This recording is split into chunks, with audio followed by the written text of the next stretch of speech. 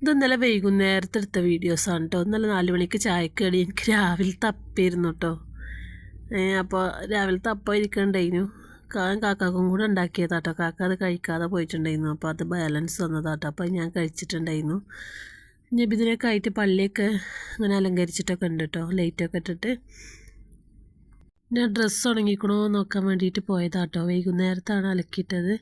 അപ്പോൾ ഉണങ്ങിക്കണമെങ്കിൽ എടുത്ത് ഉള്ളിലേക്ക് ഇടാൻ വേണ്ടിയിട്ട് അങ്ങനെ പോയതേനു കേട്ടോ. അപ്പോൾ നമ്മളിവിടെ ഒരു ഡ്രസ്സിൻ്റെ കട ഉദ്ഘാടനമൊക്കെ കഴിഞ്ഞിക്കോ കേട്ടോ. അപ്പോൾ ഞാൻ അതൊക്കെ ഇങ്ങനെ നോക്കിയിരുന്നു. കാക്ക ഉണ്ടായിരുന്നില്ല കേട്ടോ. കാക്ക വന്നിട്ട് വേണം എനിക്ക് പോകാനേന്ന് വിചാരിച്ചിട്ട് കാക്കാനെ വെയിറ്റ് ചെയ്തിരിക്കുന്നു കേട്ടോ. കാക്ക പിന്നെ രാത്രി വന്നിട്ട് ഞങ്ങൾ രണ്ടാളും കൂടെ പോയിട്ടുണ്ടായിരുന്നു.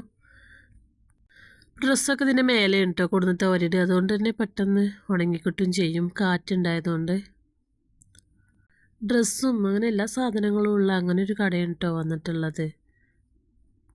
ഒരു ചുരിദാർ എടുക്കണമെന്നും ഉണ്ട് കേട്ടോ. എനിക്ക് കല്യാണം ഉണ്ട്. അപ്പോൾ അതൊക്കെ നോക്കാമെന്ന് വിചാരിച്ചിട്ട് അങ്ങനെ പോകാൻ വിചാരിച്ചാൽ കേട്ടോ.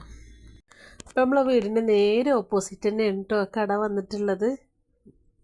അപ്പോൾ നമ്മളെ വീടിൻ്റെ പരിസരമൊക്കെ ഇഷ്ടമാണ്. നിങ്ങൾക്ക് കാണാനെങ്കിൽ ഇഷ്ടമുള്ളവരൊക്കെ ഒന്ന് ലൈക്ക് അടിക്കൊണ്ട് കേട്ടോ.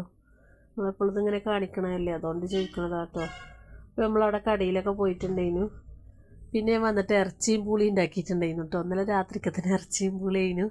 അപ്പോൾ അതാ ഞാൻ എനിക്കും കാക്കാക്കൊക്കെ എടുത്തിട്ടുണ്ടായിരുന്നു. നല്ല ടേസ്റ്റ് ഉണ്ടായിരുന്നു കേട്ടോ. അപ്പം ഞാൻ വീഡിയോ എടുത്തിട്ട് പിന്നെ അങ്ങനെ സിറ്റ് ഔട്ട് പോയിരുന്നിട്ട് കഴിച്ചിട്ടുണ്ടായിരുന്നു കേട്ടോ. ഞാൻ പറഞ്ഞു കാക്കാൻ്റെ അടുത്ത് ഞാൻ ഇവിടെ ഇരുന്നിട്ടാണ് കഴിക്കണേക്ക, നല്ല കാറ്റൊക്കെ ഉണ്ടായിരുന്നു. അപ്പോൾ കാക്ക പിന്നെ കുറച്ച് ഇങ്ങനെ വിളിക്കുമായിരുന്നു കേട്ടോ. അപ്പോൾ ഞാൻ പിന്നെ ഉള്ളിലേക്ക് തന്നെ പോയിട്ടുണ്ടായിരുന്നു. കാക്ക ഏതൊരു ചാനലിൽ ക്രിക്കറ്റോ അങ്ങനെ എന്തോ ഉണ്ട് കേട്ടോ, അത് കണ്ടുകൊണ്ടിരിക്കുകയാണ്. എനിക്ക് അതിനെക്കുറിച്ച് വലിയൊരു ഐഡിയ ഒന്നും ഇല്ല കേട്ടോ. അപ്പോൾ പിന്നെ ഞാൻ ഇങ്ങനെ പോകുന്നതേനു.